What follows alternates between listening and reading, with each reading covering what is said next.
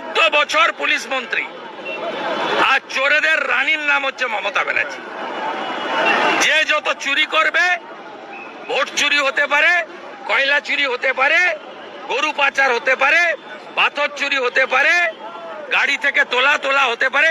আপনি জানেন এখানে যে ফর্সা করে লম্বা এসপিটা আছে, 11টা মাল লোডেড ট্রাক হলদিয়া থেকে ছিনতাই হলো। গত 1 মাসে 11টা লোডেড ট্রাক হলদিয়া ছিনতাই হলো।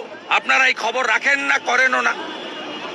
সেই কারণেই সব কথা হচ্ছে ভোট সামনে, সামনে বর্ষা, তারপরে দুর্গা মায়ের পুজো, কালী পুজো, তারপরে শীত, শীতের পরেই শীতের জামা খুলতে না খুলতেই ভোটের বাজনা।